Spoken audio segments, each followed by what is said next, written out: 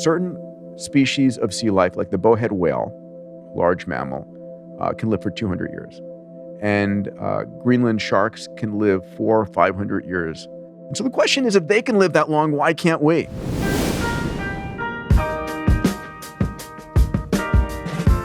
It's either going to be a hardware problem or a software problem. And we're going to have the tools to fix that. And I think we're on the precipice of that. I'm seeing what's going on in all of these different fields, and I have zero question about reaching longevity escape velocity. Hey, everybody. Welcome to the podcast. Today, we continue a conversation that has been ongoing for some time on this podcast around the subject matter of health span extension and the fascinating emerging science and technology of longevity. My guest for this exploration is Peter Diamandis. Peter is a graduate of MIT and Harvard Medical School. He's perhaps best known as the founder and executive chairman of the XPRIZE Foundation, as well as being the executive founder of Singularity University. Peter was named by Fortune as one of the world's 50 greatest leaders. Over the course of his career, he started over 20 companies in the areas of longevity, space, venture capital, and education. He's also a New York Times bestselling author, and his latest book, which he co-wrote with Tony Robbins, is entitled Life Force.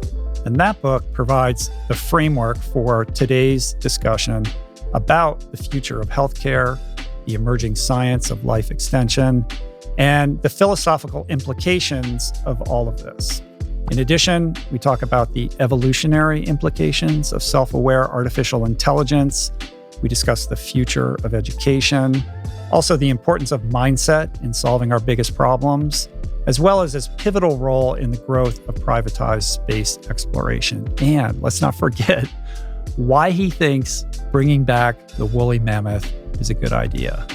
Suffice it to say, we cover a variety of fascinating ground in this one. I really enjoyed Peter's company, so please hit that subscribe button, and here you go. This is me and Peter Diamandis. Peter, so nice to meet you. Thank you for doing this. I followed your work for quite some time. I'm excited to meet you and talk to you. There's so many threads that we can pull today. And I think just as an introductory note, the way that I think about you is as somebody who's made a name for himself, being somebody who's all about big, bold ideas, moonshot thinking, and how to kind of disrupt this disruptive approach to solving or approaching and solving the world's biggest problems and reimagining a better future for humanity. And you've got your tentacles in tons of stuff. I think today we're going to focus on probably our shared favorite subject, which is health and extending health span. Yes. Before we get into anything, though, I got to know what's in you came here today with a big green smoothie. Yeah. You got it in front of you there. I need to know what's in that. Athletic green. So I do an intermittent fast every day, through till about 2:30, and I'll drink some athletic greens just to flavor the water and give me a little bit of extra benefit. There you go. Big supporter of the podcast. I'm a big fan of athletic greens. I had mine this morning as well, so good to know. Cheers. You've got this new book out, Life Force, that you co-authored with Tony Robbins. So I want to dig into healthcare, the future of healthcare, health span, longevity, and all of that. But I think to begin, it's probably worth just canvassing the current state of healthcare and how you think about it as a basis point for how we're going to disrupt this broken system and reimagine a better, newer one. Yeah, it's completely ridiculous. It's a system that deserves to die under its own weight. And just like Google disrupted libraries, and like when's the last time you went to a library, and then provided ubiquitous access to information, we're going to see the same thing happen in healthcare. And it's really going to be not the existing healthcare companies that make the transition. It's going to be a flock of new ones. And the healthcare companies of the future may sound like Amazon and Google and Microsoft and others, Apple to add to the list. It's really going to be the convergence of these exponential technologies, convergence of AI and sensor technologies and synthetic biology and quantum computing.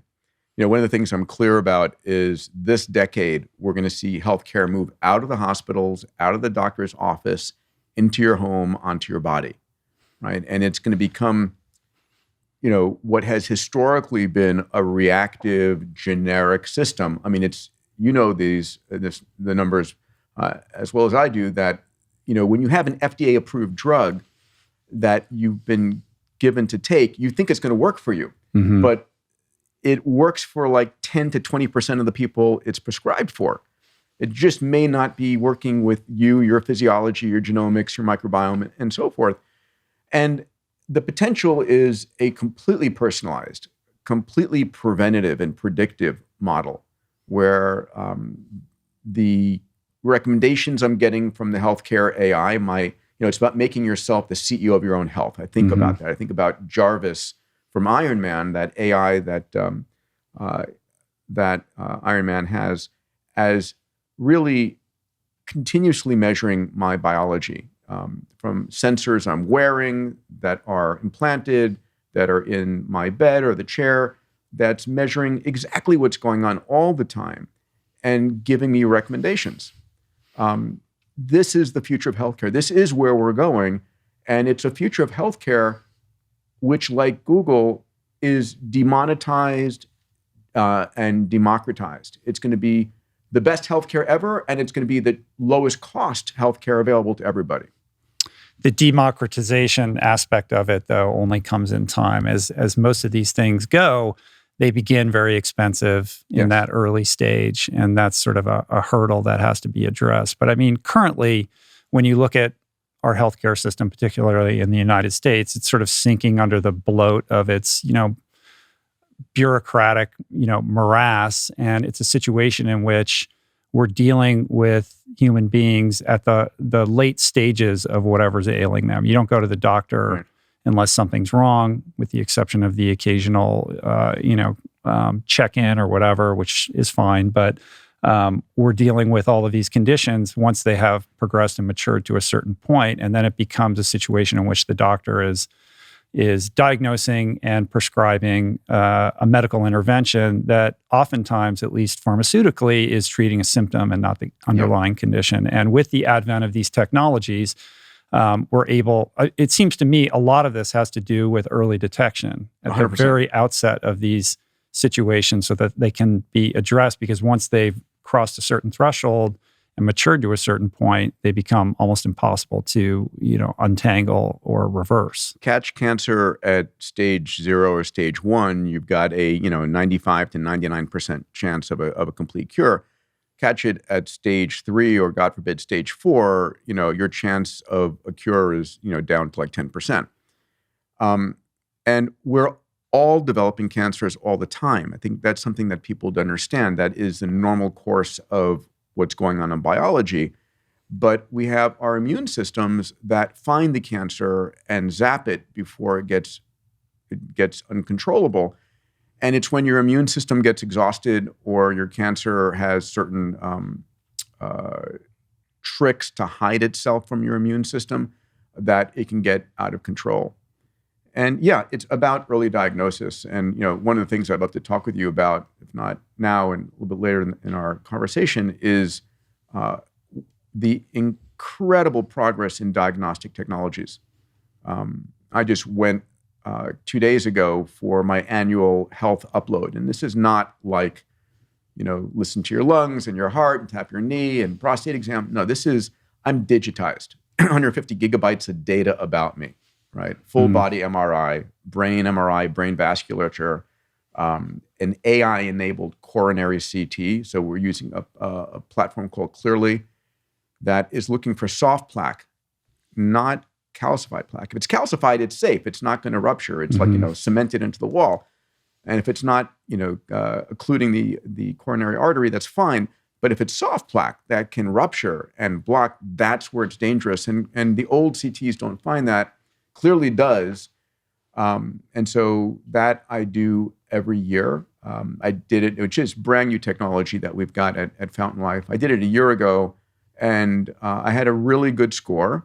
It wasn't perfect.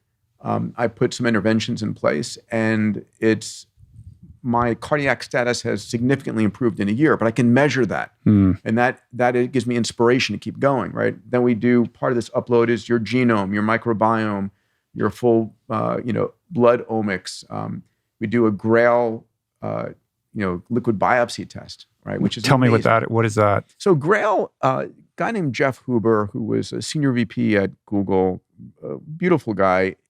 His wife was diagnosed with breast cancer. It was probably stage 3, might have been stage 4 when it was too late. And she passed. And being the entrepreneur he said, there's got to be something better we can do. We've got to be able to find these cancers in the body. So he partnered with a group within Illumina, which is the major sequencing company out there, and developed what's called the liquid biopsy. And so when a cancer is growing someplace in your body, you don't know where it is, it's dividing and cells rupture, and the DNA from those cancer cells becomes accessible in your bloodstream.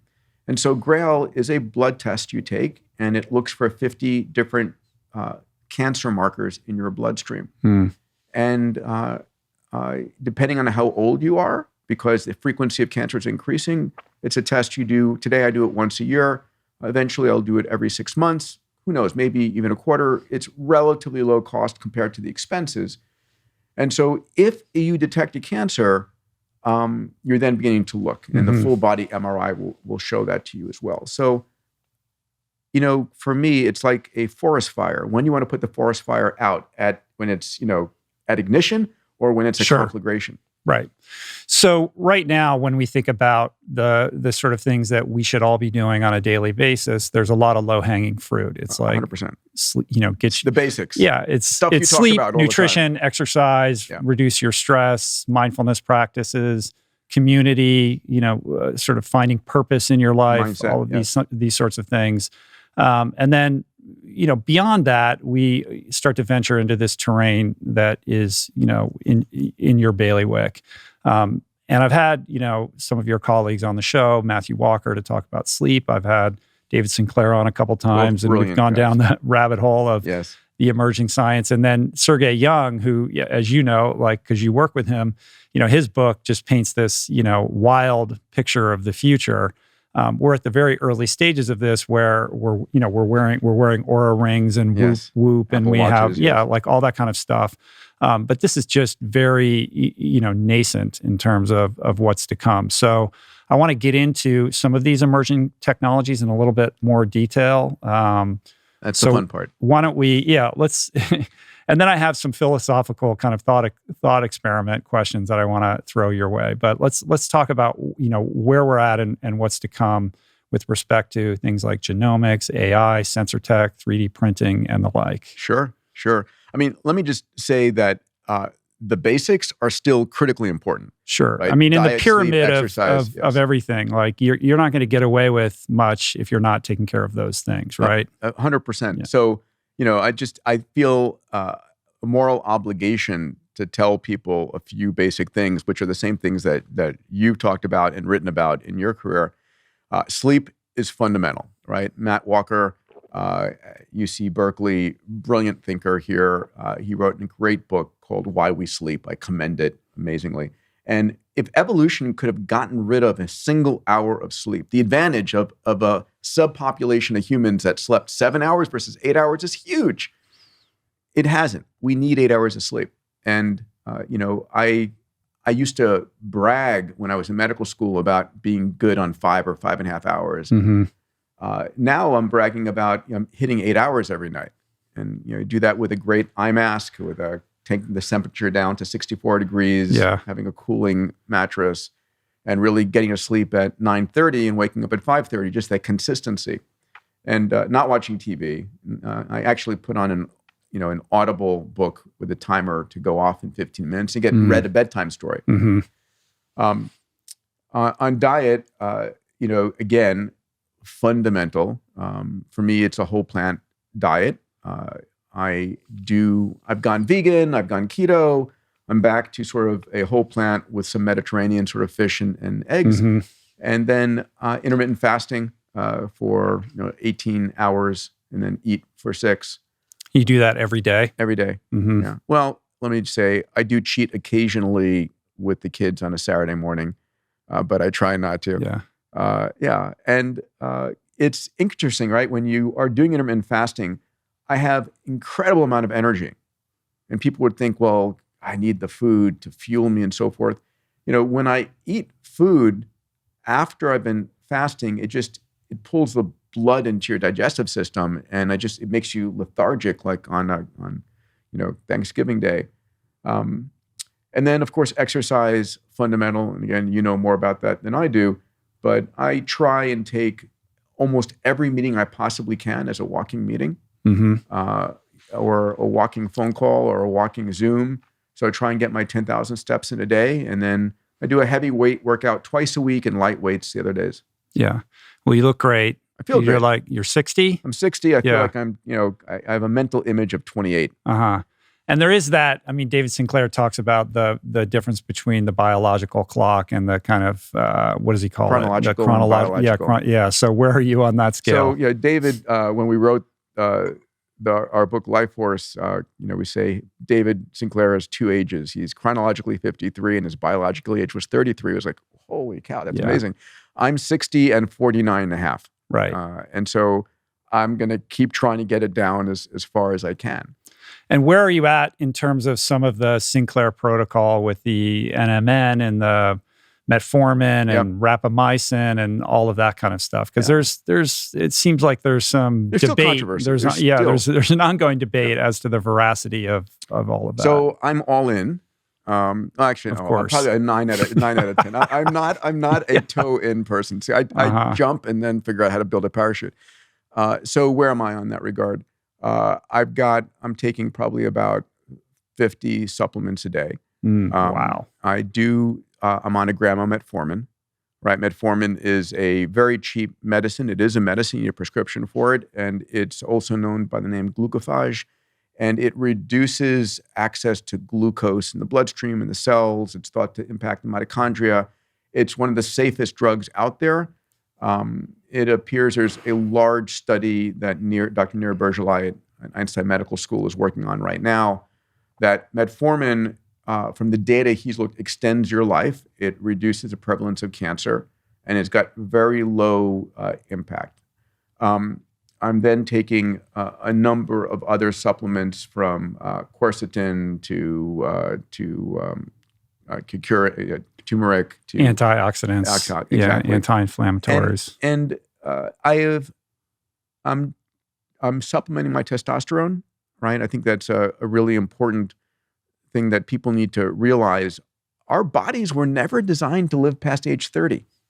On the savannas of Africa 100,000 years ago, you'd go into puberty at age 12 or 13, and you were pregnant by age 13 or 14.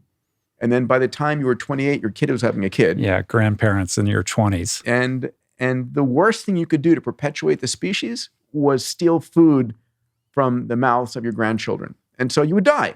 You'd give your bits back to the environment. And so there was no selective pressure to keep you in homeostasis in your 40s, 50s, or 60s because you had done your deed, you had reproduced already.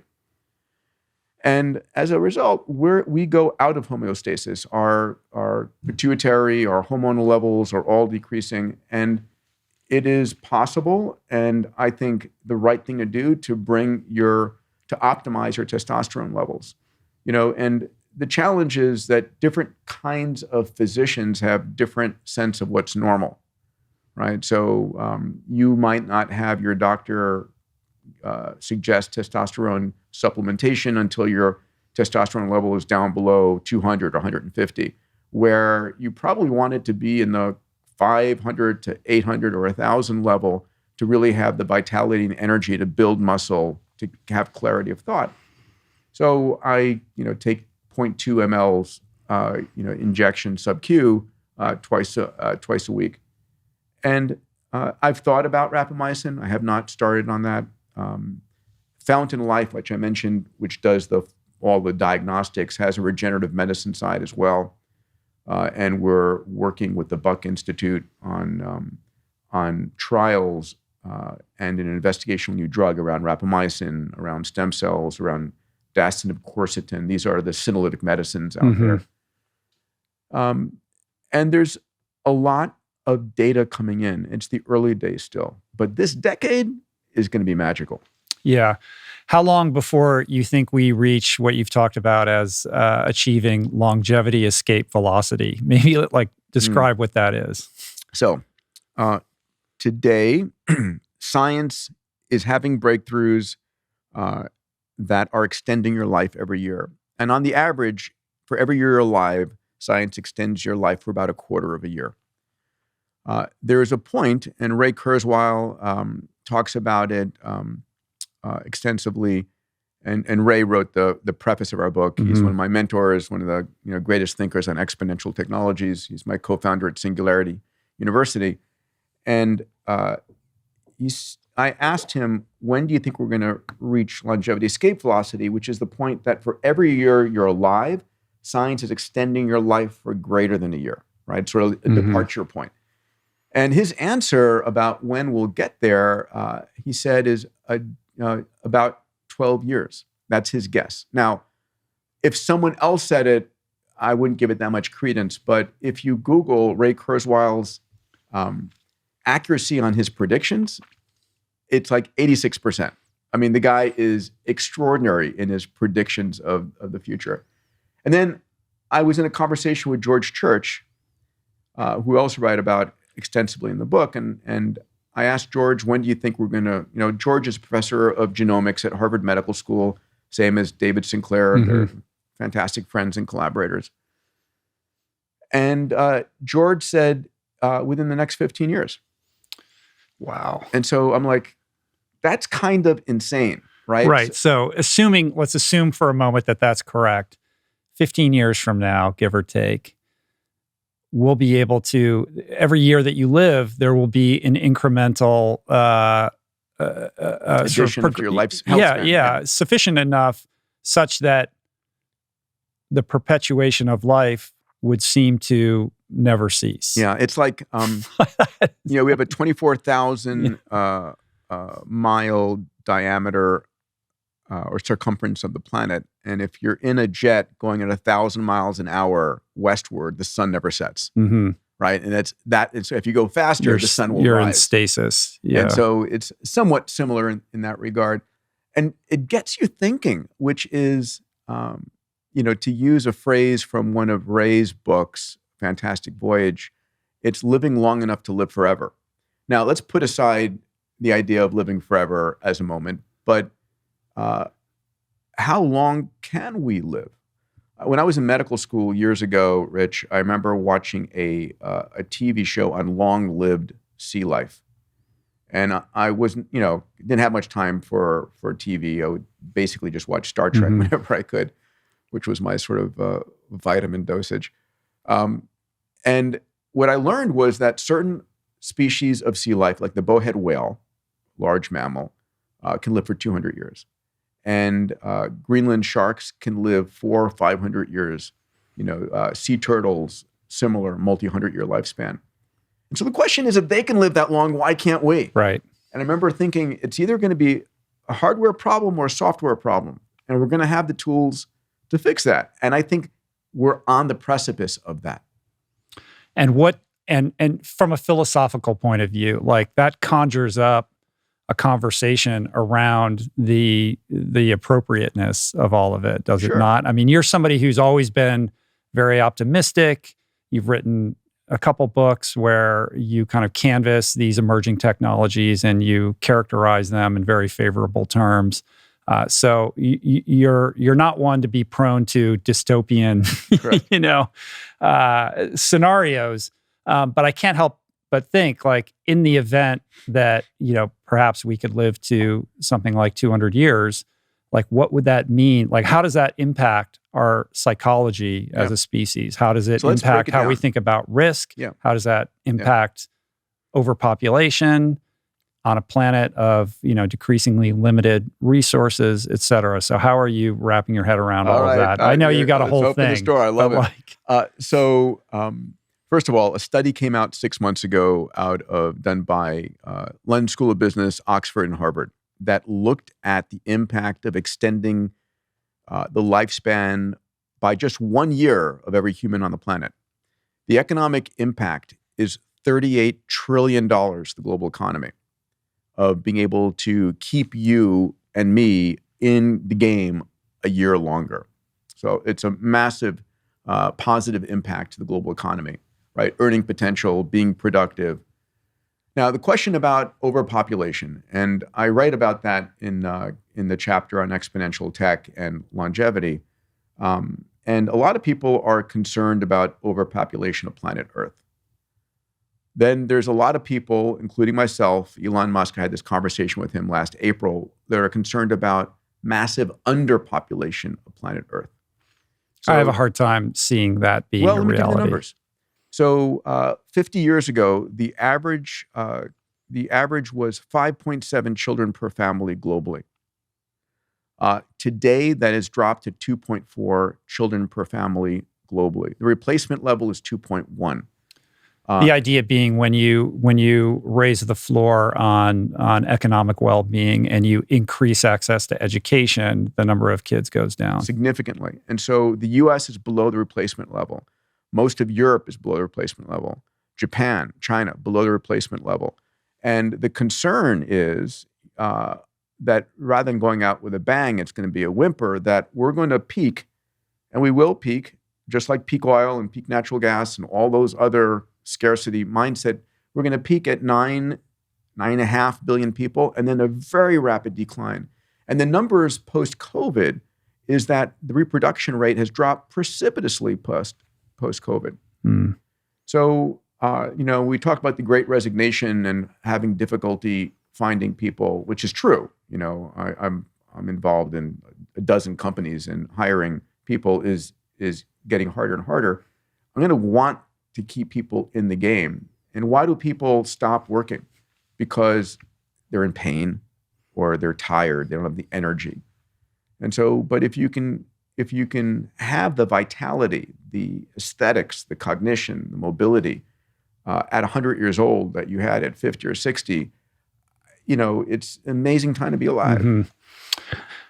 I can't help but think if you could live to 200, the possibility certainly exists that you would have multiple partners across that period of time. And you might have multiple families. Like I had a whole family with 2 kids with this person, and now I'm going to have 2 kids with you could do that 3 or 4 times over. And multiple careers, 3 or 4 times over. The reality is that our existence, our societal structure, our laws are built around a very different age. We don't have a true democracy, but a representative democracy, because the communications didn't exist back, hundreds of years ago to be able to count everybody's vote, but they do now. The idea of Social Security was designed and developed when the average lifespan was like 55. Mm-hmm. You would retire, go on Social Security, 18 months later, you were dead. Right. And so all of this is changing. And, for the financial advisors listening to us, or the people who are dependent upon financial advisors, making sure you have enough money if you're going to add 20 or 30 healthy years is an important conversation to have. And it's not being had sufficiently, because I think this is the direction that we're heading. Sorry to interrupt the flow. We'll be right back with more awesome, but I want to snag a moment to talk to you about the importance of nutrition. The thing is, most people I know actually already know how to eat better and aspire to incorporate more whole plants, more fruits, vegetables, seeds, beans, and legumes into their daily routine. Sadly, however, without the kitchen tools and support, very few end up sticking with it. So, because adopting a plant-based diet transformed my life so profoundly, and because I want everybody to experience some version of what I've experienced, we decided to tackle and solve this very common problem. The solution we've devised, I'm proud to say, is the Plant Power Meal Planner, our affordable, all-in-one digital platform that sets you up for nutrition excellence by providing access to thousands of highly customizable, super delicious, and easy to prepare plant-based recipes. Everything integrates with automatic grocery delivery, and you get access to our amazing team of nutrition coaches 7 days a week and many other features. To learn more and to sign up, visit meals.richroll.com. And right now, for a limited time, we're offering $10 off an annual membership when you use the promo code RRHealth at checkout. This is life-changing stuff, people, for just $1.70 a week, literally the price of a cup of coffee. Again, that's meals.richroll.com, promo code RRHealth for $10 off an annual membership. All right, let's get back to the show.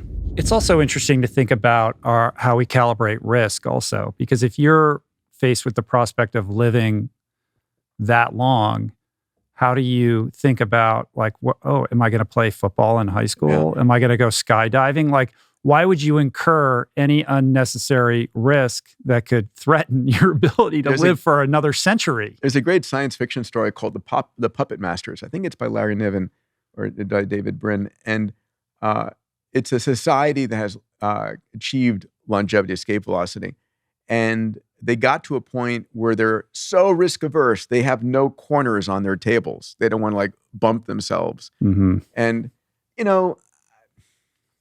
I think it's hard to anticipate what that psychological makeup would be, because we have no experience with something like that. I think the single most important thing around the psychological makeup of longevity is having purpose long enough, enough of having a bigger future for yourself than your past, to keep you wanting to stay in the game, right? That keeps you excited for, this is probably a great French term, for, the Zvide, whatever. That keeps you excited about, like for me, Rich, as you know, my early passions in life were all space, right? It was the Apollo program, it was Star Trek, it was all of that stuff. And it's just now, and I worked for 20 plus years in the commercial space industry. It's just now through the work that mostly Elon's doing, and to some degree, Jeff Bezos and Richard Branson and others, that we're opening the space frontier. I want to go and walk on the moon, start a city there. I want to go and mine the asteroids. I want to see that future. But unless I'm able to tack on an extra 30 healthy years of my life, it's going to be just out of reach. Yeah. I mean, it is worth mentioning, in talking about private spacecraft and everything that we're seeing going on right now, which is unbelievable, that it really all tracks back to your initial XPRIZE. Like everything that we're seeing in the private space with space exploration, would it have happened had you not created that initial XPRIZE? I mean, maybe it would have, eventually. But it was really an inflection point for this whole thing. Thank you. It was like, when I grew up, my parents were both in the medical field. My dad, both born in the island of Lesbos. My dad came over, became an OBGYN. My mom should have been a doctor. She managed the office for him. And it was always expected I'd become a doctor. That was it. It was like that old joke around the president's being inaugurated and his mom is there and the person goes, Mrs. So-and-so, aren't you so proud of your son who's become the president? She goes, yes, but you see that guy next to him? That's his brother, and he's a doctor, right? It was like that kind of a thing. And so space captured my heart, and I wanted so desperately to become an astronaut. And so I went to medical school as, if I wasn't a fighter pilot, being an astronaut was the next, being a medical doctor was the next highest probability of getting an astronaut corps. And I got to meet lots of astronauts. I did research on them, befriended many of them, the Apollo astronauts, the shuttle astronauts. And what I learned really boggled my mind. First of all, my chances of becoming an astronaut were like 1 in 1,000, right? I'm 5'4.5". I'll add the half there. And my chance of becoming a NASA astronaut, I have more of a chance of becoming an NBA All-Star than I do. It's crazy. Half the astronauts selected in the Corps have never flown. They're called penguins because they have wings and they don't fly. And then if you do get to fly, on the average, at most, it's 2 flights during your career. And I'm like, that's just not my vision of going to space. I want to go like every weekend if I want to go. And so I made a wholesale shift to commercial space and really began focused on how do I open it up commercially? How do I build a business, an exothermic economic reaction? Started something called International Space University, started a company I'm very fond of called Zero G. With Ray. Yeah, with Ray Croneiss, myself, and Bob and Byron Lichtenberg co-founded that, the three of us. And it took us 11 years to get approval from the FAA to do that. But our highlight was flying Stephen Hawking into zero G, the world's expert in gravity, into weightlessness. It was amazing. I remember that. And then I was given a copy of The Spirit of St. Louis, Lindbergh's biography by a dear friend, Greg Marinac. And I'm reading this book, and it chronicles something called the Ortigue Prize. It was a $25,000 prize offered in 1919 for the first person to fly between New York and Paris. And it was considered craziness, the idea that you can fly that distance. And 9 teams went after this $25,000 prize. 4 of them died in making the attempt. And Lindbergh, who was the most unlikely guy to do it, had been flying only for 2 years. No one would sell him an airplane or an engine because they were so scared that he would, fail and give them a bad reputation. He makes the flight 33 and a half hours from Roosevelt Field to Le Bourget, becomes one of the most famous humans on the planet. Aviation skyrockets, and it was because of that prize. And I was like, that's what I'm going to do. I'm going to create a prize. And so I announced the idea of a $10 million prize for the first team who could build a private spaceship, carry 3 adults up to 100 kilometers, land, and do it again within 2 weeks. And lo and behold, we had 26 teams from 7 countries. A guy named Burt Rutan, who had built the Voyager airplane that flew nonstop around the world, backed by Microsoft co-founder Paul Allen, built Spaceship One and claimed the prize in 2004. I think the legacy of that was, one, we had to change all the regulations, and that was a big deal. The regulations for commercial private human spaceflight did not exist. And we worked, we said, listen, this prize is going to be won in Russia or Argentina. And so we got the laws changed here, and then most other countries copied as they do. The FAA is usually the leader here.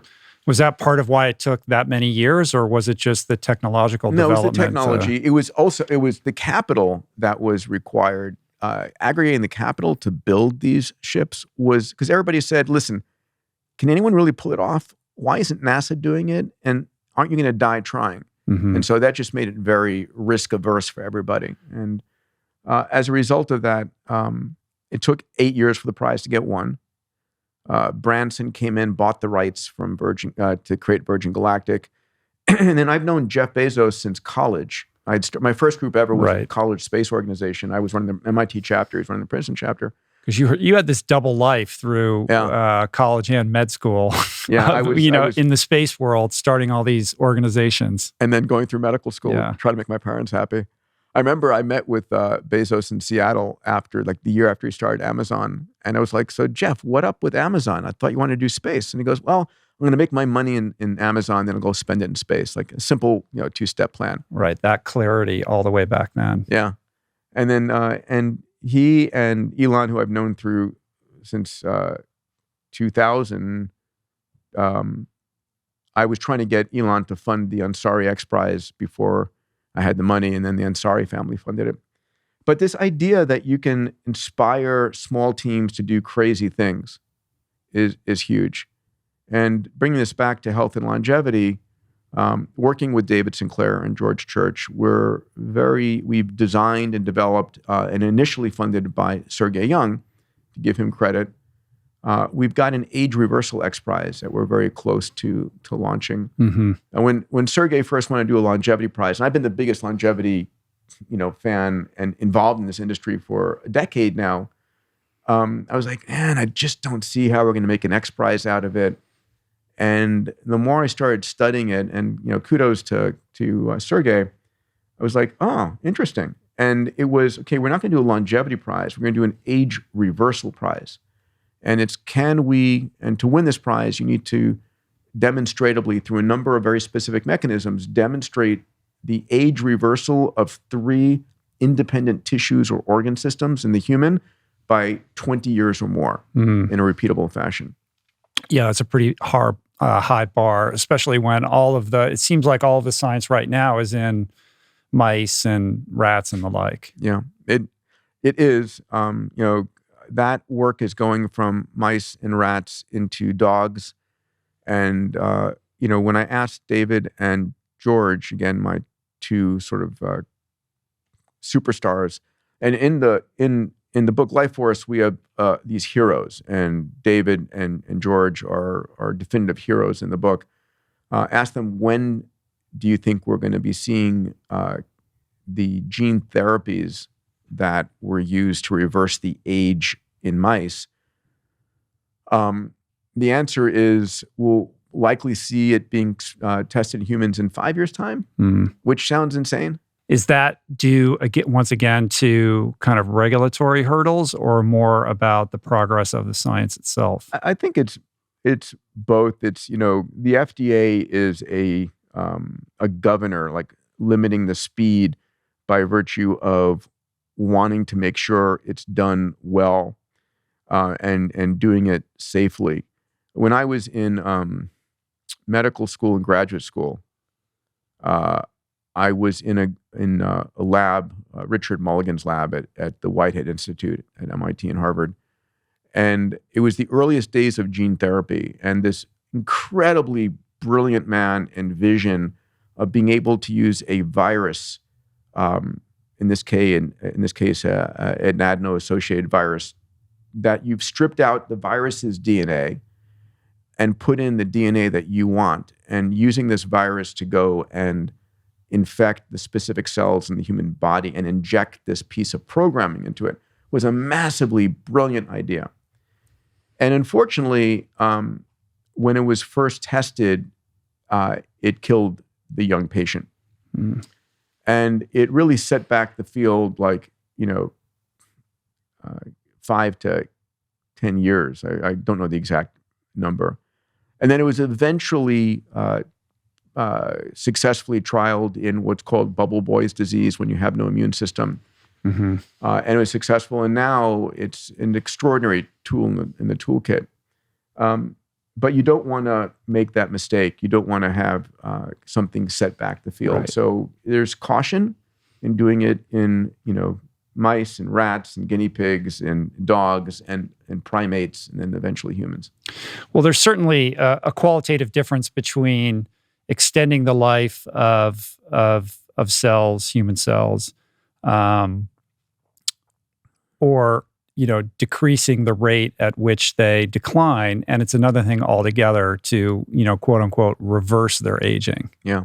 So how do you demarcate the difference between those two? So here's the question, and it's one that when I first thought about it, and I'm not sure if I heard it posed or just my mind came up with it, which is, when we're born, we have 3.2 billion letters from our mother and 3.2 from our father.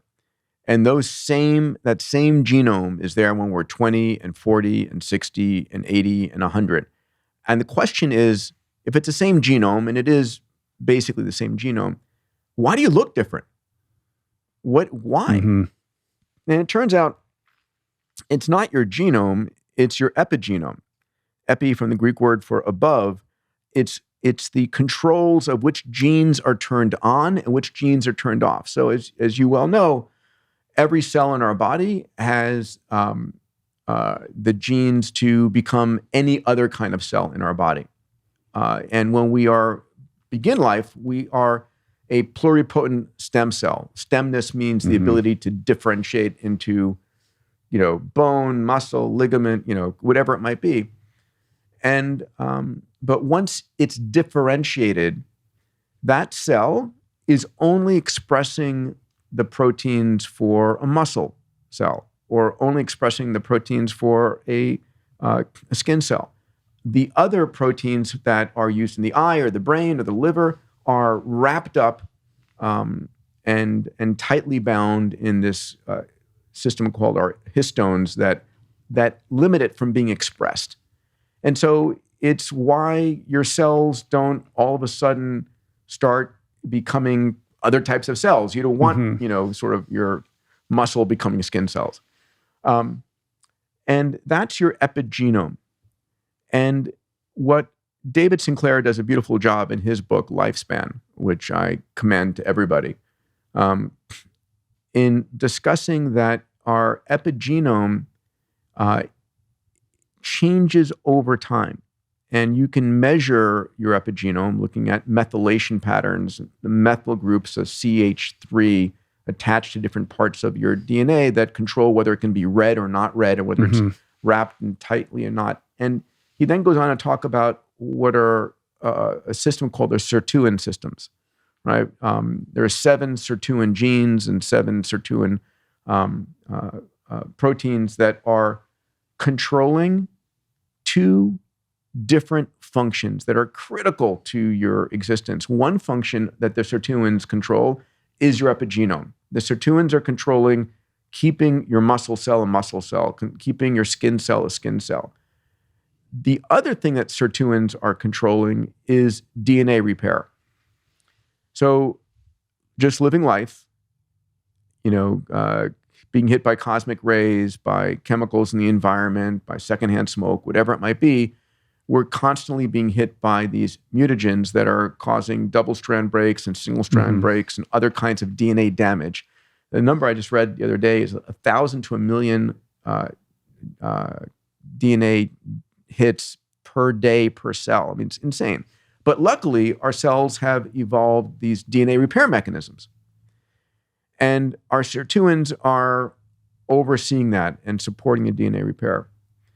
And as we get older, the DNA repair is getting more and more burdensome, and it's distracting the sirtuins from their other function of epigenetic regulation.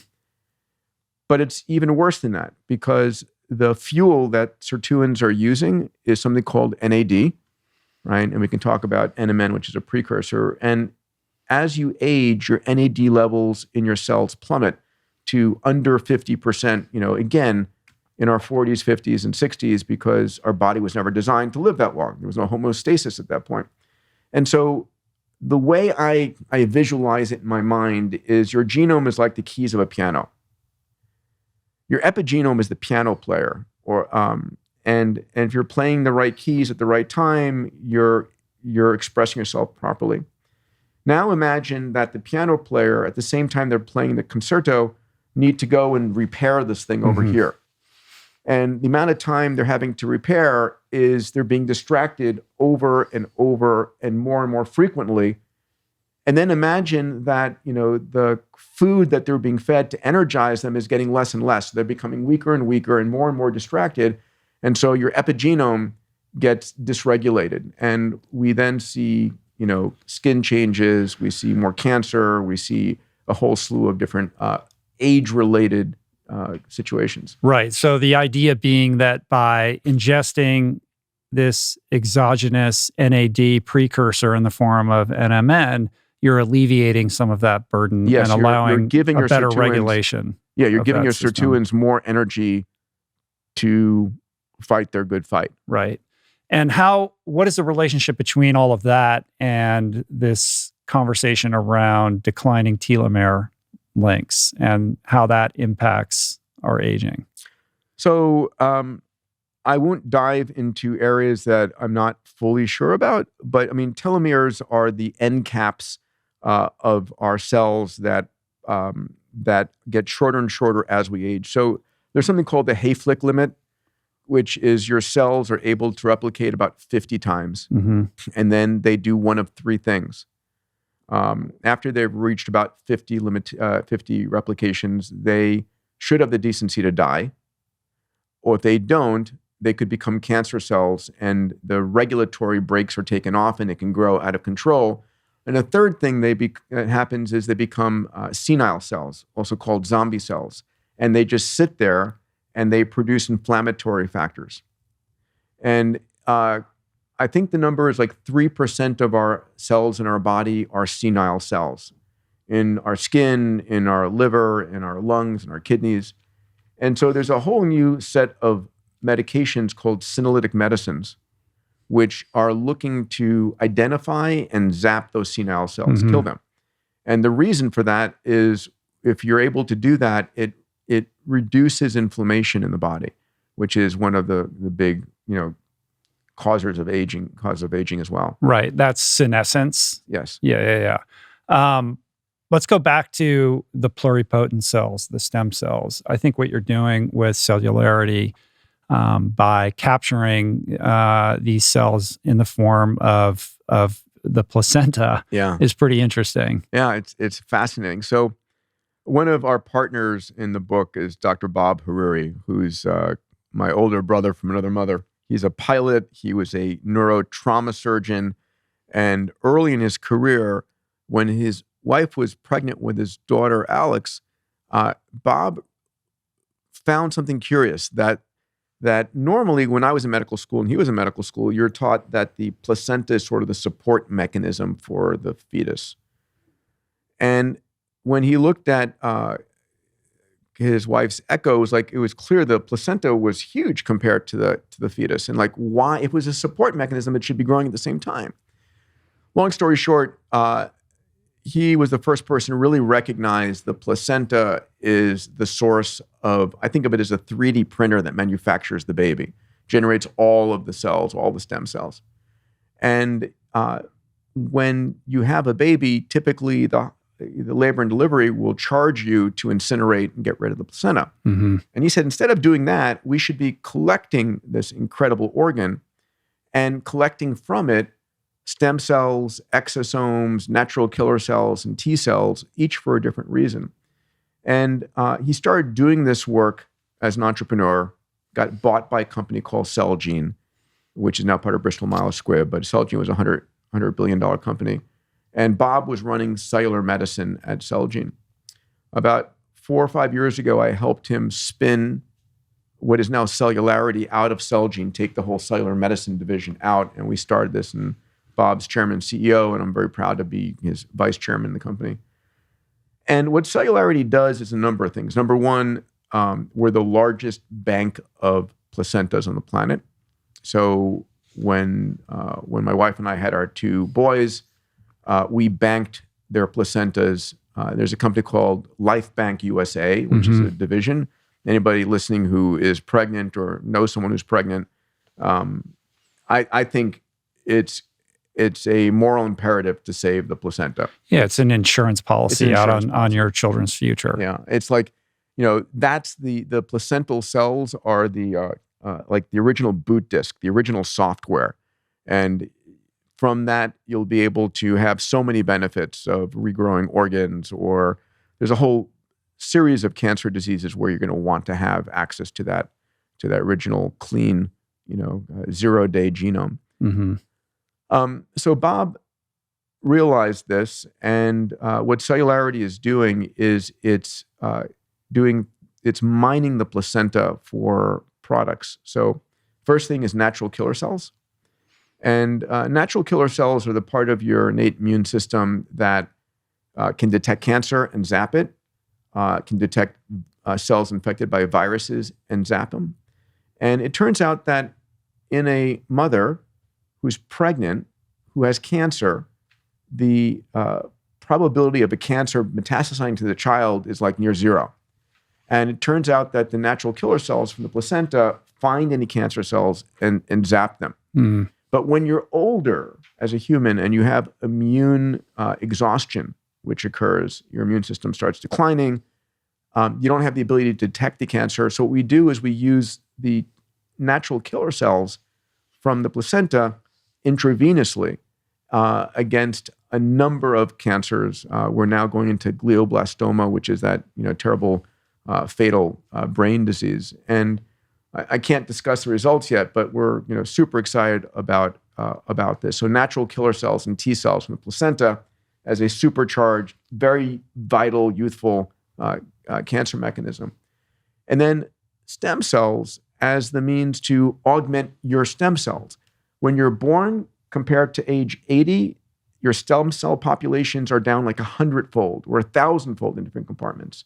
And your stem cells are the regenerative engine of the body. You can think of the body as a mansion with an army of workers that support the everything being right. But as you age, the workers become senile, they die, and the mansion starts falling apart. Mm-hmm. Same thing for stem cells in your body. So can you revitalize it? In fact, this book, Life Force, began Yeah, because Tony had this stenosis issue, right, in his back. He was chasing a 22-year-old skier, what do you call it on the surfboard? No, snowboarder, and trying to keep up. And he takes a bad fall, thought he broke his neck, had actually basically done a really bad rotator cuff.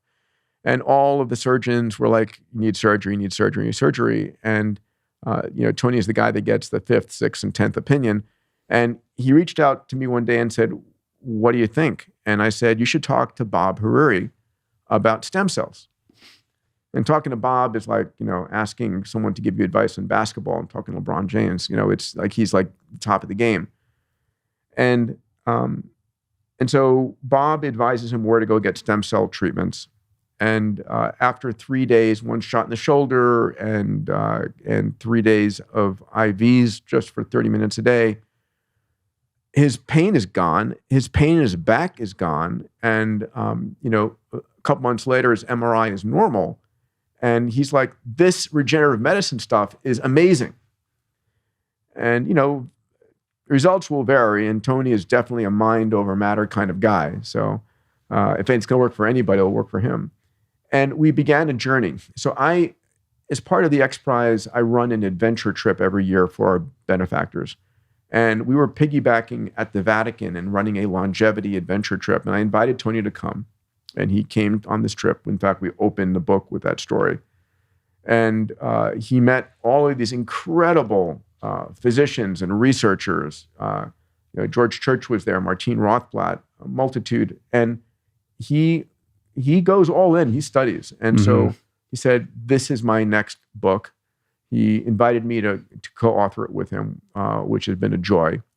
And that's how we got to where and we are here now. we are, and you're doing podcasts. Yeah, exactly. Let's talk about some of the other interesting developments in this space. Where are we in terms of AI and machine learning and sensor tech and 3D printing? Like, how is that going to, at what point can we start to see that being introduced into our kind of diagnostic regimen? Yeah.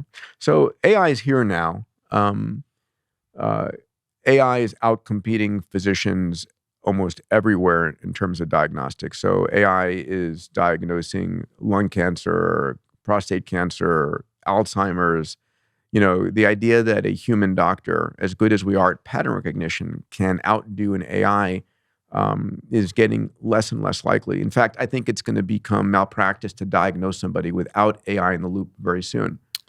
Yeah, when the data sets, as they get larger and larger and larger, the ability for an AI to detect something is going to far exceed the human capacity. By a massive margin. And, every hour of the day, there are probably dozens, if not hundreds, of journal articles written. And an AI can consume all of them, but no physician can keep up with the volume of accelerating, exponentially growing research. And so AI is here right now. There's another place it's being used. One of my companies, my venture fund, Bold's invested in, is called In Silico Medicine. A brilliant Russian AI scientist, Alex Zeverankov, has built this out of Hong Kong. And it's using something called generative adversarial networks to design, which is a type of AI, machine learning, to design customized drugs for specific targets. But it's doing it like 100-fold faster and 100-fold lower cost. And where this is eventually going to go, in combining even quantum computing, because quantum chemistry, looking at predicting how molecules are interacting with each other, is where I think quantum computing is going to have the biggest impact, is we're going to be able to simulate drugs for you, specifically for you, for the surface antigens on your cells, and create drugs N of 1. And so there's just, AI is, it's biotech, gene therapies, CRISPR, all of those areas, and AI and then sensors. So today, we opened with this conversation that I think we're going to move healthcare out of the house, out of the office, out of the hospital into the home, right? And you're going to have injected sensors subdermally. You're going to have sensors you've swallowed, sensors on your clothing, on your bed, on your hands, whatever it might be, in your toilet, that is measuring the parameters all the time and passively uploading it to your AI that is constantly, you hop in your autonomous car, your AI says, listen, I'm not taking you to the office. Office can be gone, but I'm not taking you to where you're going. We're going to this center because I've detected small mRNAs in your bloodstream that indicates you've got an impending, cardiac event. You have this very optimistic perspective on AI. Your friend Elon doesn't necessarily share that optimism. I mean, I find myself, when you were describing that, I find myself equal parts fascinated, but also terrified of some kind of, weaponized dystopian version of artificial intelligence, and how, humanity isn't always so great about contemplating the unexpected, downstream consequences of some of these technological advances. Yes. That we're hell-bent on. I mean, we're going to do it no matter what. Yeah, there's no on-off switch. But there's no we're not very switch. good about taking a beat and saying, what are we really doing here? And how can we enact measures now in this premature phase to prevent some of the predictable, negative consequences? We're actually better than you might think. So when I was in medical school, I remember recombinant DNA, the first restriction enzymes for being able to accurately cut DNA at different locations came in. And it was predicted to be this disastrous implications for terrorism and Hitler Youth and clone babies. And it was just like, front covers of magazines were predicting doom and gloom. And what happened was that the science community got together at a place called Asilomar, up north of here. And they had the Asilomar conferences, and they created their self-regulatory structures to preventing these things from happening. And we haven't had any issues in 40 years. And the fact of the matter is, our brains are wired to give much more credence to negative news than positive news. Because as we were evolving on the savannas of Africa, you missed a piece of good news like some food, too bad. You missed a piece of bad news like a rustle in the leaves as a lion and not the wind. You're dead. You're dead. Your genes are out of the gene pool. And so we have an ancient piece of our temporal lobe called the amygdala that scans everything we see and everything we hear for negative news. And you're glued to it. And so, I call CNN the crisis news network or the constantly negative news network. I don't have a good version for Fox. But we're bombarded by all this negative news. But it hasn't actually so another thing that we do is we see a potential piece of bad news out there and we project it all the way to here. And we're like, we're screwed. But what we forget is that we have increasing technologies that are giving us the resources to solve those problems. So the environmental disaster of the 1890s. You know what it was? No. Massive environmental disaster. Horse shit in the streets? Yes, horse shit. Yeah, exactly right. People were moving out of the rural area into the downtown urban. They were bringing their motive force, the horse, with them, and horse shit was piling up every place. And they redesigned the stoops to have little runways so that when it rained, the shit would flow downhill, literally, but it was causing disease. And the predictions were disastrous. And what happened? The car came in. And the car displaced the horses and got rid of that issue. But it created a bigger problem. Well, and we're going to solve that bigger problem. And I truly believe we are, right? We're on the verge of fusion. If you've been tracking what's going on, it's pretty extraordinary. We're seeing this year, we're going to create more photovoltaic electric capacity in the United States than any other form of over half of the U.S. new electricity production is going to be photovoltaic. And we're seeing amazing progress on batteries. And I just had an incredible conversation with a team out of Google on 0-point energy, but I won't go there. It's another conversation. Well, there was that news item the other day. I didn't read past the headlines, but that nuclear fission machine that creates infinite energy. What was that? What is that about? So I think it's really the fusion work that's going on right now. So there's about, I would have never thunk this, but there's like a dozen VC-backed fusion companies. And this is harnessing the power of the sun, which creates no radioactive waste, but is able to provide a massive abundance of energy. And so the prediction, and I talk about this in my books, that we're heading towards a squanderable abundance of energy, right? And interestingly enough, we're moving very rapidly in solar and solar and wind, incredible progress. The poorest countries in the world are the sunniest countries in the world.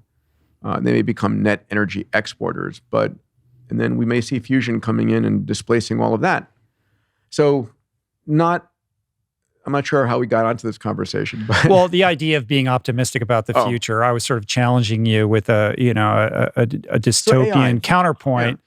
But I think, it's this Steven Pinker idea of, life is actually a lot better than you think. And we have this tendency to look in the past and think that it was a lot rosier than it actually was. We romanticize the past, and it was short and brutish, and you died at 40 from TB. Honestly, the poorest people amongst us today are living better than the kings and queens did. It's just we compare ourselves against our neighbors, and we compare ourselves against people we don't even know. And we forget, it's like we don't look at how far we've come. We look at sort of this potential perfection. Right.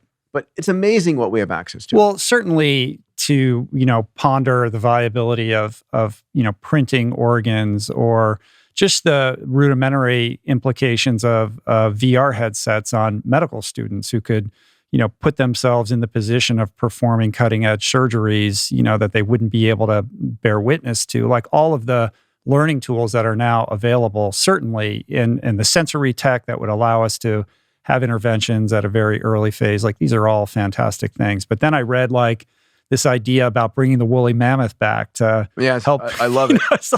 I love it. And I'm like, all right, well, this is, right out of the script of any, bad sci-fi movie idea of, humans gone wrong. Or is it? So, we have caused huge extinction events of our own. And,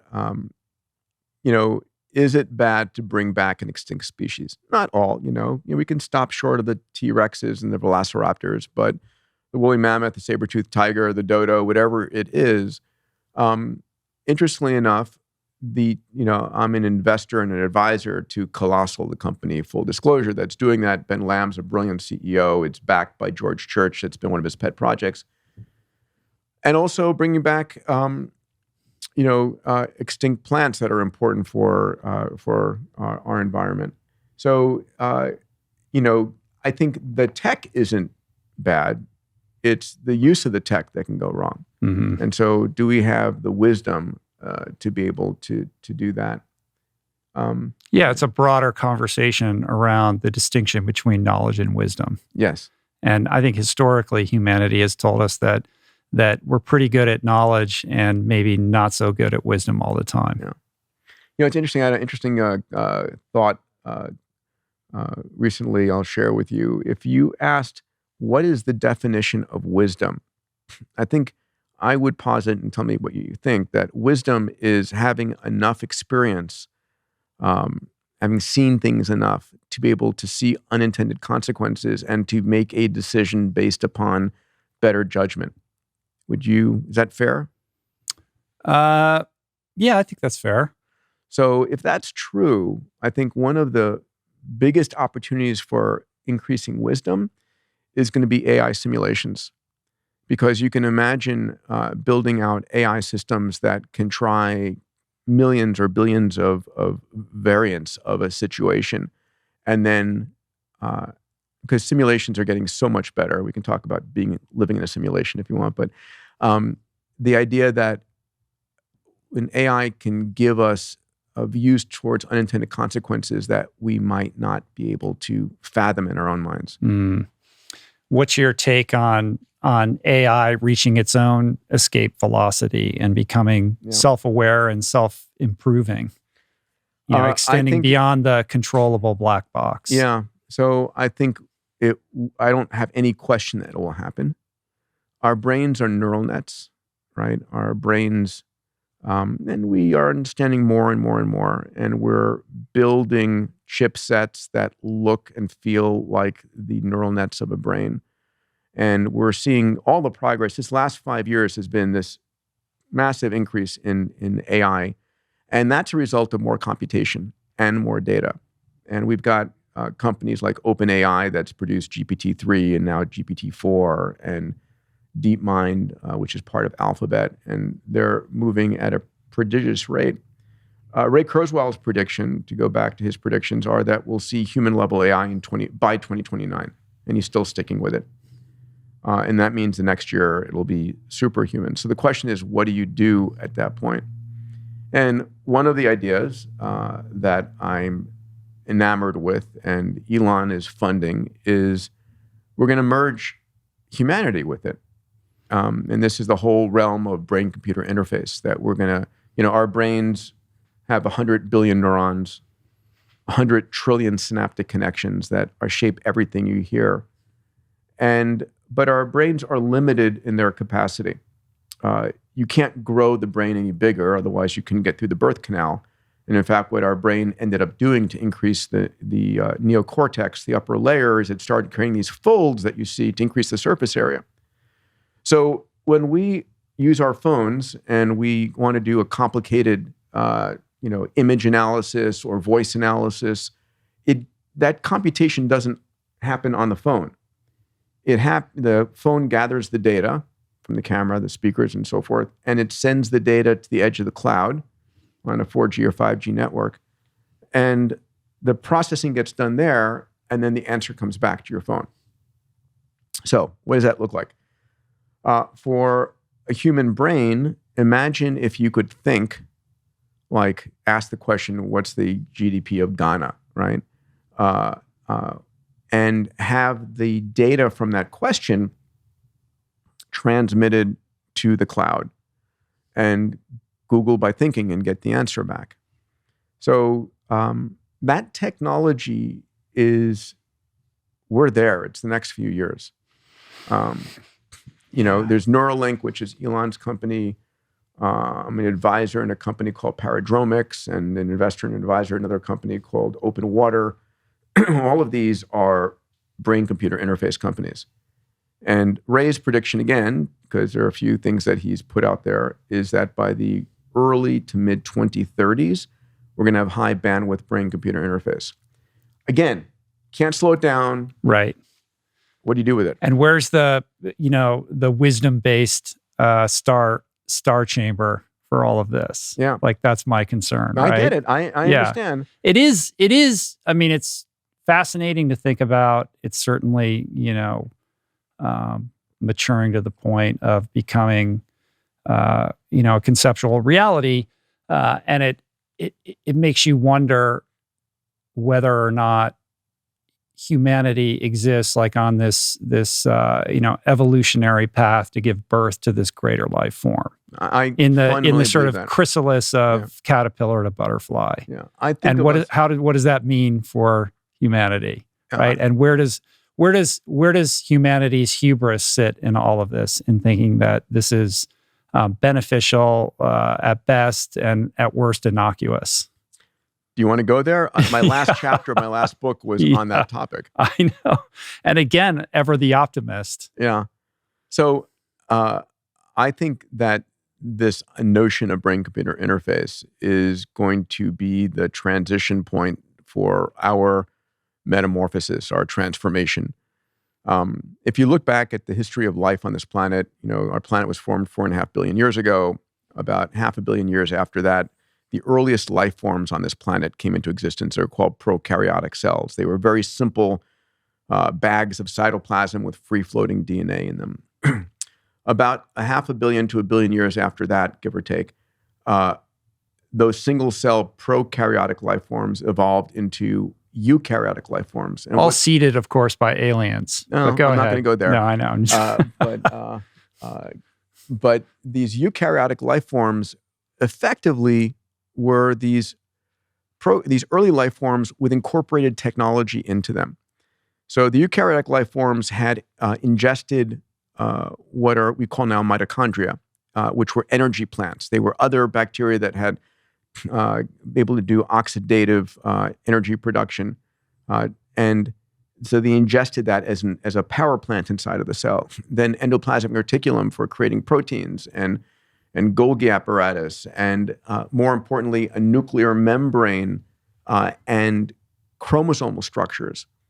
And so we went from a simple life form to a more complicated single-cell life form with technology as part of it. Mm-hmm. The next phase, a billion years later, was to go from single-cell to multicellular life forms, where these cells would come together collaboratively and work together, eventually forming you and me. We have 40 trillion cells in our body, give or take. We're not a single life form. We're a collaboration of 40 trillion cells. And so when I think about that, I think about the analogies today that we as humans are the prokaryotic life, the very simple individual. And we're in the midst of incorporating technology into ourselves, right? Like going from prokaryotic to eukaryotic life, where, these mobile phones are part of us. It's my memory bank is here and such. And as we start to connect, and if, Rich, I have a BCI connection and you do as well, and I can share thoughts with you, right? It's a level of connection and intimacy, like I can watch the sun rising in Tokyo through the eyes of somebody. There's a level of connectedness that I think is extraordinary. And just like you wouldn't take a knife and stab your arm because it's you, imagine a world in which we're so connected that I want you to succeed as much as you possibly can because your success is my success, right? That level of a transformation. So I call that a meta-intelligence level. Again, this is best done with a glass of wine or a scotch. Mm-hmm. But I mean, there's some interesting directions ahead. Yeah, I mean, I hope it would move in that direction. I mean, I my sense is that the early days of the internet, there was a similar conversation around how connectivity would breed empathy and bring us closer together. But, I don't have to tell you, all you got to do is scroll on Twitter and realize that, that sort of semi-utopian notion has not really been delivered upon. But it has delivered on a multitude of other benefits, right? Yeah, education. Of course, I would concede that. Yeah. I mean, and I want to talk, and let's talk about education, because I think you have some really interesting thoughts around that. And that's an area where, I think most people agree we're in dire need of a reimagination. And we now have at our behest these incredibly powerful technological tools that I think really have so many beneficial applications. There are two industries I want to help topple: healthcare and education. Both of them are just in extremis. Both of them are doing us a disservice, and both can be reinvented. AI is going to be at the core of both. When you think about that, Google, for the wealthiest child on the planet and the poorest child on the planet, is identical, right?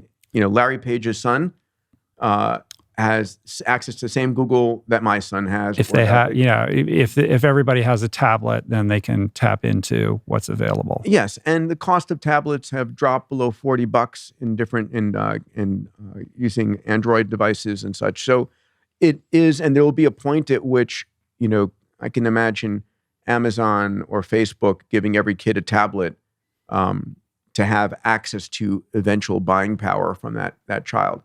So we're getting to global bandwidth connectivity, and devices are eventually demonetizing to zero. The overall structure of education being what it is right now, which is really a legacy of the outset of the Industrial Revolution, yes. And we really have not iterated upon that in any meaningful way since. Agreed. What I was saying was Google is the same. It's complete democratization and demonetization.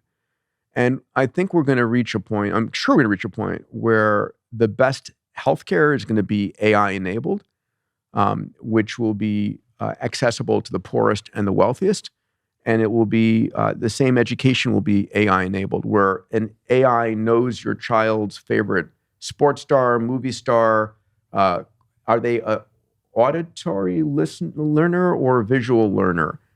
And be able to create a personalized level of education for that individual. Now, we're going to need to differentiate between cognitive learning and social learning, right? But where we're going with Web3 and the ability for AI to deliver, I mean, I have two 10-and-a-half-year-old boys, and they love Roblox, right? It's like their religion. Mm-hmm. And they would play Roblox almost all the time if given permission. And it's sad that education isn't like that. Why don't we have educational games, right? And when you're in school, you start with a score of 100%, and every time you get something wrong, your score goes down. In the gaming world, you start with 0, and every time you get something right, your score goes up. Mm-hmm. Why doesn't that exist? Why can't we connect to the game mechanics of the human brain to do that? And I think we can. Well, it's also architectured around rote memorization of facts and testing. Yes, which is ludicrous. Yes, I mean, it's as you said, it's all supporting the creation of workers from the Industrial Revolution. And that's what we needed. We needed people who followed instructions. The bell would ring in the classroom. You know, you're on your production line. You go to the next place to stuff your brain with something. And I think we need to reinvent. I mean, for me, it's reinventing education around passion-driven. It's like, what is your passion and your purpose? I love the Mark Twain quote. There are 2 important days in your life: the day that you're born and the day that you find out why. Right? So helping kids first find out why, and then how to structure an argument, how to provide a compelling point of view, and how to lead, how to have grit, right? I mean, perseverance, grit, curiosity, fundamental, asking great questions. All of these things, I think, like, you look at a young person, and when they're self-directed, enthusiastic, curious, and already have a sense of, what lights them up, like, that kid's going to be fine. Yes, exactly. But not all kids are wired that way, or are not in environments or circumstances that lend themselves towards the development of those soft skills, right? 1,000%. I mean, you're somebody who at a very early age, you had this complete obsession with space. I was lucky. Apollo. But that is on some level, that is luck, right? It is luck. Not everybody gets struck with something that they can carry through their entire life. Yes. Yeah, no, I agree with you. It was luck. It was Apollo showed me what was possible, and then, as I like to say, that scientific documentary Star Trek showed me where things were going. You and me both. I love that. Yeah. and it I went to Star Trek conventions when I was a kid. I love it. So how do you help kids experience enough to find their true passion that becomes a purpose, and then they learn to fulfill those desires? Mm-hmm. So in the case of your own kids and being a dad, a parent, I mean, are your kids in traditional school? Are they homeschooled? Like, how are you injecting, their lives with all of these ideas that you're passionate about? Yeah, so they're in a traditional private school, and it was interesting. We only found one school that we liked, and I was like, okay, if they don't get in, because it's twin white Caucasian boys, and the probability of getting in was relatively low. It was like, I'm going to start a school if I can't get them in. Mm-hmm. And they did get in, and I still am thinking about starting a school. Doesn't Elon does he still have that Ad Astra school? I went to go, I went to go and visit his school, and it was a sort of like a 3rd through 8th grade. And then when his kids ended up graduating, he stopped it. It was on the campus of SpaceX, and it was fantastic. And I love what they were doing. So, for example, one of the things that the head of the school, who was a brilliant guy, did is he created these interesting experiments. He said, "Okay, here's a town, and it's on the edge of a lake, and the town has a factory and all of the employees are either employed by the factory or they're fishermen in the lake, and the fish feed the town. And we're going to create representation in our school of the fisheries, the factory, the government, and the public. And all of a sudden, one day, it's found out that the factory is polluting and killing the fish in the lake. Play different roles and play it out, right? So it's that kind of thinking, that kind of debate and discussion, critical thinking, that I think is so important. Yeah. My sense is, and this is just my own N of one experience, is that at least in Los Angeles, there's plenty of kind of interesting experiments in education for kids at the earlier stages, like in the younger grades. But at some point, these things all kind of fall apart once the kids are 12, 14, 15-year-old. And there aren't any schools that carry it through the conclusion of high school. And maybe that's because parents get scared, or they want to make sure, well, everyone else is doing it this way, like this is too radical, and they freak out. While at the same time, we are seeing an explosion in homeschooling. Yep.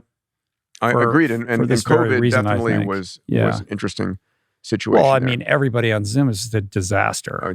Total disaster, right? One of the big questions then is college going to be a thing in a decade? I think I grew up a lot in college socially, right? Had my sufficient amount of being picked on and such, and I learned how to defend myself mentally, and got onto my own when you're outside. And so that's really important, that those years of 18 to 24, thereabouts. But I think beyond that, the freedom to go and learn, but I don't use anything I learned in college. Do you? Right. No. Yeah, no. I mean, we grew up in a time where if you wanted to be successful in the world, you had to go to college and possibly grad school. I don't think that is the case today. Certainly, for the reasons you stated, I think it's a wonderful experience to have, but it's not necessarily for everybody now, and nor should it be. I think ultimately, college is a shorthand. Oh, that person went to Princeton, or that person went to Stanford. They're smart. It's a social validation stamp. Yeah, but there are other ways. I mean, some of the stuff that Peter Thiel was doing, like I'll pay you to drop out of college. I remember Elon having a hackathon and tweeting out that I don't care if you graduated high school or not. If you're a great, programmer, I'll hire you. And I think that's going to be an interesting direction of, can you find your passion, and then can you partner with the technology that helps you develop your passion, right? And then do what you love to do. Because a lot of people get a job not because it's their passion, it's because that's how they get food on the table, or get their clothing for their family. Yeah, I mean, passion is an indulgence for most people. Yeah. But with respect to your own kids, like, how are you, outside of the formal schooling construct, trying to help them, discover their passion, cultivate curiosity, develop grit and perseverance, and all of these qualities? Say publicly, and I've written, a few blogs on the subject, that there are 3 things I want for them. It's not about AI, robotics, or any of those things. I want them to find their passion. I want them to learn to ask great questions, and I want them to develop grit, perseverance. I think those are the 3 most, and then to be great friends, since they're fraternal twins. And passion is a matter of just exposing them to as much stuff as possible. And, I had kids when I was 50. And so I'm lucky in that I can, nope, not going there to work today. I'm going to go and do this. It's not possible for everybody. But I have an unlimited budget for books for the kids. It's like, whatever book you want to buy, 100%, just ask me, Amazon will deliver it tomorrow. Asking great questions has become sort of a joke, because every day I would drop them off at school. I would say, ask great questions today. What questions did you ask today? And it became sort of an annoyance. And then perseverance and grit, we've sort of created a family motto that the kids have developed, that we don't give up. Right.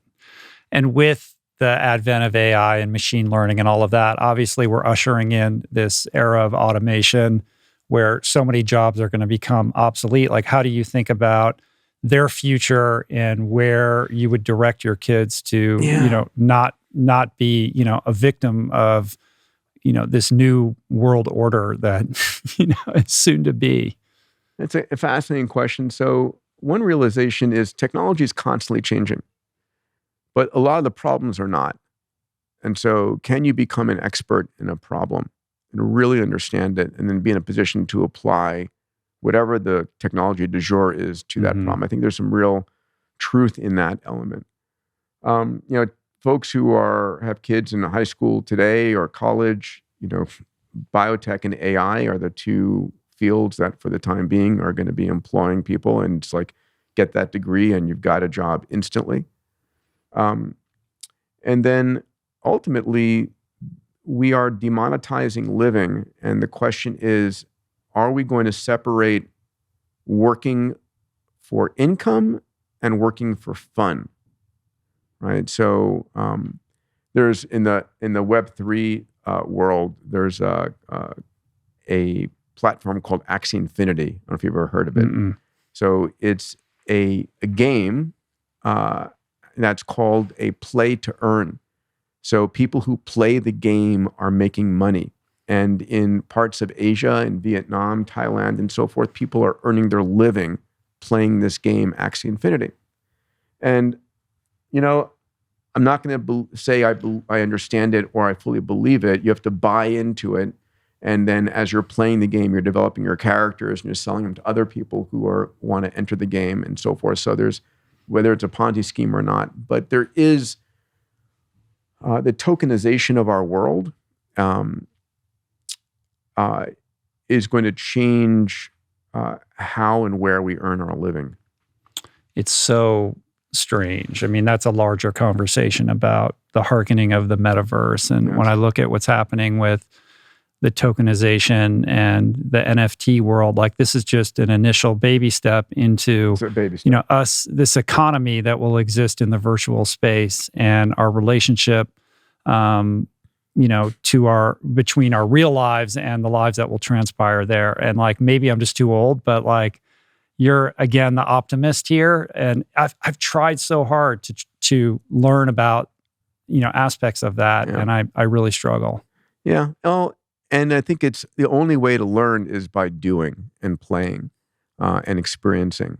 And so I'm trying to do that as much as I can, and it is fascinating. I can see enough promise over the horizon. I'm in Bitcoin and Ethereum. I've not bought a single NFT. I'm still not a believer, even though my friends have made, millions of dollars in the world. It's like, no, just not there. I believe NFTs are going to be important for a number of business reasons, just not there on the Bored Apes yet. But the Web3, where Web2 was a web of information exchange, and Web3 is going to be a value exchange where I can be transmitting money to you or transmitting ownership of things to you instantly, is massive. Yeah. It's 100 times, maybe 1,000-fold more massive than the current web is today. Well, the idea of smart contracts and just the ease with which we're going to be able to kind of conduct business and create incentives, et cetera, all the way down the line with that, I think is really interesting. Yeah. It's an amazing time. And then you start to realize the kinds of things you can monetize. So a few companies I know about, if you sequence your genome and if you give them access to your genome to be used in different product developments and so forth, you can earn money from it and such. If that company, if your genome is used for creating a discovery and so forth. My head's going to explode. Yeah. I mean, honestly, it's the only constant is change, and the speed of change is increasing. Now, I am the optimist, and I feel like optimism is warranted over and over and over again over the last 50 years. Yeah. And our tools, I define an entrepreneur as someone who finds a juicy problem and fixes it, right? That's what, real entrepreneurs are doing well. And I also believe that the world's biggest problems are the world's biggest business opportunities, right? And what I teach at Singularity University and Abundance 360 is, when I become a billionaire, help a billion people, right? There's those kinds of mantras and mindsets that are like, where can I go solve this problem? What problem can I go solve there? Yeah, on the mindset piece, I think that's really important, and maybe this is the last thing that we can cover here. When I look at the breadth of your work, you're somebody who has never been afraid to tackle big problems and really set, what most would assume to be just, outlandish, audacious goals. So it's that relationship. There's a certain kind of like relationship to reality that you have and possibility.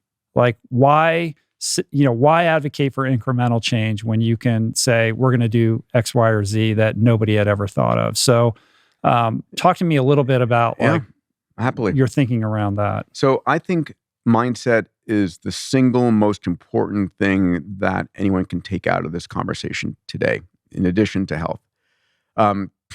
I got religion on mindset over the course of the last decade, and I've made it the focus. So I mentor thousands of entrepreneurs through an Abundance Digital, and I run a CEO executive program year-round called Abundance 360, which is part of Singularity University.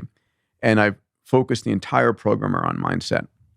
And there are 4 mindsets that I focus on: an abundance mindset, an exponential mindset, a moonshot mindset, and a longevity mindset. There's gratitude mindsets and curiosity mindsets. We'll come back to the primaries. If I were to ask you, what made Steve Jobs, Jeff Bezos, Elon Musk, Mahatma Gandhi, whoever it might be, successful? Was it the money they had? Was it the relationships they had? Was it the tech they had? Or was it their mindset?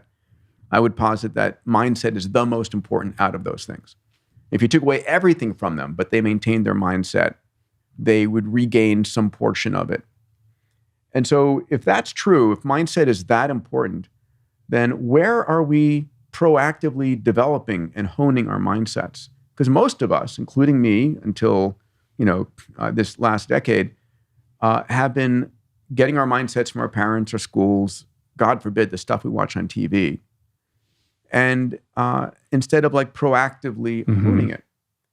And so if you don't mind, let me hit on those 4 mindsets. Absolutely. So abundance mindset is something I got that out of Singularity University, and it got me to write my first book, Abundance, The Future is Better Than You Think. And it was the realization that, oh my God, we are moving from scarcity, which is we're genetically dialed into scarcity. We have in our brains, in our genome, we have a scarcity mindset because it was where we evolved. But technology is a force that turns whatever used to be scarce into abundance over and over and over again. Case in point, we used to go and kill whales to get whale oil to light our nights, right? Then we ravaged mountainsides for coal. Then we drilled kilometers in the ocean floor. And now photovoltaics, we talked about fusion. There's a squanderable abundance of energy coming. So tech moved it from scarcity to abundance. We have more capital year on year on year than any time ever. So we're going to hit $100 trillion in our global economy this year. We've hit the most number of unicorns ever. The amount of venture capital invested in 2017 beat 2016, in 2018 beat 2017, even in on and on and on, even through the pandemic. This 2021, we doubled the amount of venture capital done in 2020, which doubled 2019. Okay, let's go on.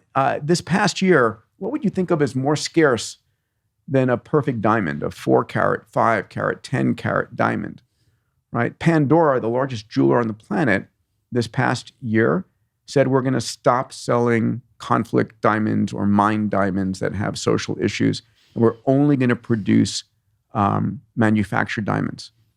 And so all of a sudden, diamonds went from being scarce to perfect diamonds, 8, 10, 20-carat diamonds becoming abundant. It's the cost of electricity, methane, and water.